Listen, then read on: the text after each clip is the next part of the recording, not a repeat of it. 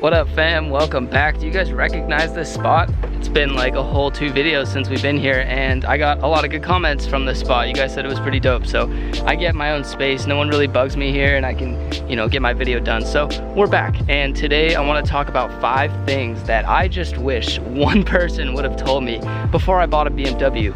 There was so much anticipation and so much research that went into it.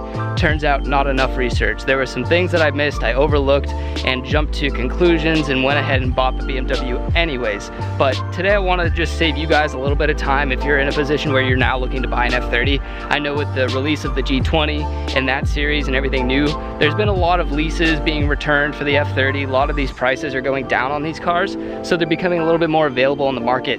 And I just want to save at least one person, maybe you can find a better BMW from this video. So stay tuned. We're gonna go ahead and jump into number 1. First thing I want to talk about, and one thing that still bugs the crap out of me to this day, is the features in the BMW. Just because you buy a BMW does not mean it's going to come with all the features. I learned that the hard way. I realized I got a good deal on this, and then found out on the after I had bought the car, that it didn't really come with all the features that I wanted, and even some simple things like Bluetooth audio. Just a lot of stuff that was missing from the car that I totally anticipated. I'm buying a luxury vehicle, it's fairly new BMW, this should have all of the goodies, right? But no, it does not necessarily, and I don't want you guys to find out the hard way that you have to, physically wire your phone to your car to be able to listen to music. It's just something that if you're gonna spend that much money on a car, at least I would have thought that that would have been incorporated into the vehicle. Another thing I want to talk about when it comes to features, and there's just sometimes hardware behind it, and I've said it in previous videos, but there's hardware in these cars that in order to even code in certain features, you have to have the hardware to begin with. So a lot of guys think, oh, well, I don't have Bluetooth audio, I can just code that in. Not necessarily. You actually have to have what's called a comm box. And the comm box, I believe, is in the trunk, and that is what actually provides the hardware, so that way it can support the Bluetooth audio. Without that, it just isn't gonna work. One other thing, guess what, guys? Your BMW, if it's base model enough, doesn't even have an alarm. I believe, and don't quote me on this, but I think it's 328s don't have an alarm, even an alarm button. I don't even know if there's an actual alarm on this car. I don't really want to test it to find out by breaking a window or anything, but just know that there's no alarm on this key fob.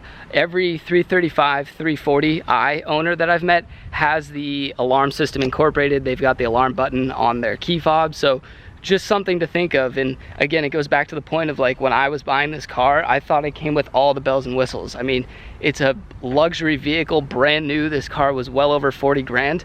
I would have thought that it would at least have an alarm. If you guys look at my front bumper, rear bumper, and everything, you will notice there's no parking sensors. This car does not come with a backup camera, did not come with parking sensors. So another thing that I totally thought I was gonna be getting in the BMW, I saw the iDrive, and it was the first time I had like an actual LCD or LCI screen in a car, and I'm like, oh, for sure it's got a backup camera. Again, I was jumping to conclusions. I was super hyped on the car, didn't take the time to look at all the features and test everything and find out that it wasn't actually in the car. I bought it and found out later. And I'm just telling you guys this not to scare you and not to prevent you from buying a BMW. I just want you guys to learn from my mistakes, so that way if you're spending the money, all that money on a nice car, that you're at least getting the features that you expect to have in it. My second point to all of this is pre-LCI and LCI. I did not know that there was a facelift in the different series of BMWs. It was just something I've never experienced before, and come to find out afterwards, I bought a pre-LCI F30.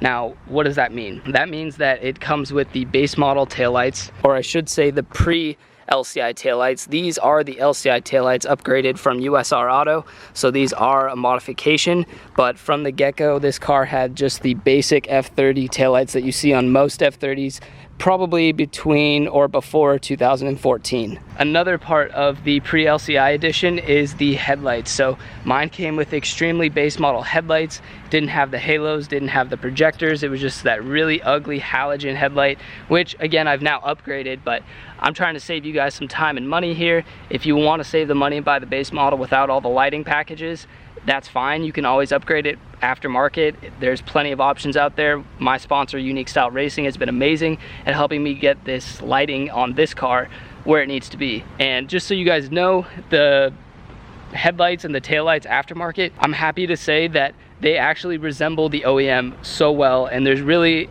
besides not having the BMW logo, there's really no differences. So if you do want to save money, buy the car without the lighting package, you do have that option to upgrade it later on. Another part of the pre-LCI package, if you open it up, the whole interior is a little different. So on the LCI, this is a whole different dash here, where this is actually a gloss black with an illuminated backlight. So you won't get that in the pre-LCI version. Again, you can upgrade it. I have not yet, but that is an option. So when you're looking and shopping for the BMW, don't be afraid to reach out to the dealer, the private seller, you know, whoever it is. You can even take the VIN if it is a private seller and call up the BMW dealership, and they'll be able to tell you if it is a pre-LCI or an LCI model. And that way you know, and you're not getting stuck in that same position I was in, where realizing you had to upgrade all these parts after the fact. Very similar to LCI and pre-LCI is M Sport and non-M Sport. M Sport is the bumper, the body kit, the side skirts, the rear bumper that you see on this car. The non-M Sport version, there's a couple different options. You can get like Sport Line, which comes with like some little chrome grille inserts. It looks tacky in my opinion, but non-M Sport bumpers are much smaller. They don't go to the ground as much. That kind of sounds stupid, but it's a much smaller looking bumper, whereas the M Sport bumper is just, I mean, honestly, I'll try and put a picture up here, but you guys just look it up, M Sport versus non-M Sport, and you will clearly see the difference. And to be honest, I would not have bought this car if the M Sport bumper aftermarket was not available. That was one thing that I knew when I bought this car, that I was going to want to upgrade the bumpers to the M Sport package. And the M Sport package from off the lot when I was shopping was about 8 to 10 grand more for a 328 than the non-M Sport. So I figured, and you guys can do this too, you can pick up the whole M Sport kit, the front bumper, rear bumper, side skirts, all that stuff, for a little less than about $1,000, and then you'd get it painted or wrapped or whatever you want to do. But just know that it is doable. The DIY install is not too hard. All the kits that I've seen on the market have really good instructions. They come with all the parts you need to do the conversion. And if you do the price comparison, if you're spending $1,000 to upgrade to M Sport, it's better than spending the 10 grand that it would have cost right from the dealership. And again, with the M Sport kit, you can opt for the M Performance lip, which is the black one there, not including my splitter. That was a custom fabrication. You guys can check out that video. And also these side skirts here, ignore the extensions. Those aren't part of it. Those are also homemade, but you guys can see that the M Sport has this nice kind of curve to it, and as you go back, it flares out like that. And the regular Sport Line side skirts or non-M Sport side skirts do not look like that. Moving to the back, the rear bumper looks very different than the non-M Sport, so it doesn't have these little exhaust flares here. It doesn't have a diffuser at all. Looks just very different. And when you upgrade to the M Sport body kit, you have lots of options as far as front lips, diffusers, rear diffusers. So you can do like carbon, you can do just a black one like I have.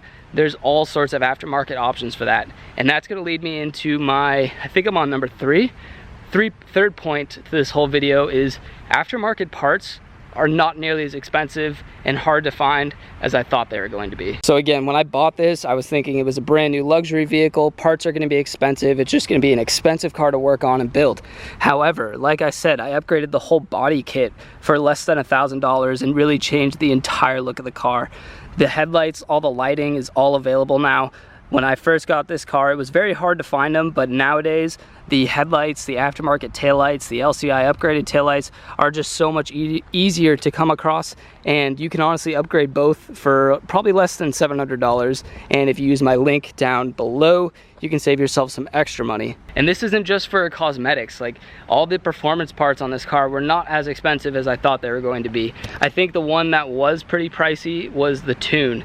And now that I've basically learned all about boot mode and I've learned all the features inside of it, I think now it's actually, it's justified me spending the money on it. But at first it just seemed like a big chunk of change for a non-physical item. It was just going to be a license for a piece of software. But now that I've driven the car with boot mode and everything, it is phenomenal. All the features, it just really transforms the whole car. But again, all the performance parts were not as bad. I think I got my downpipe from VRSF, link down below if you need one.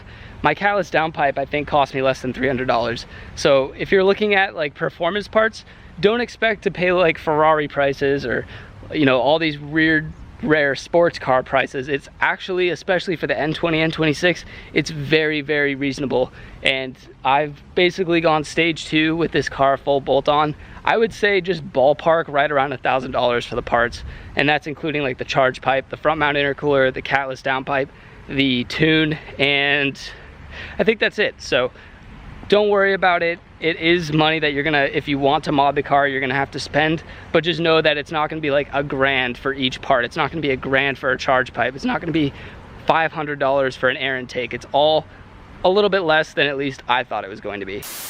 Jumping to point number 5. I think I'm on point number 5. I might have said the last one was 3. I think it was 4, but whatever. There will be 5 things in this video, I promise you. So number 5 is going to be how hard it's been to work on this car. Complete opposite of what I would have anticipated, kind of coinciding with what I was talking about parts wise being expensive. 1, they were cheaper, and 2, they have not been nearly as difficult to install. It has been so much easier installed than I had thought. So working on this car has been a breeze, more or less. You know, like everything, all the bolts, because it's a newer car, have been manageable, not rusted out, easy to, you know, take off and put back on when I was replacing parts or upgrading. And just the amount of content, and not to like pat myself on the back or any other YouTuber doing BMW content, but there is so much content out there for you guys, especially on this F30 chassis. There's just an unbelievable side on the forums, on YouTube.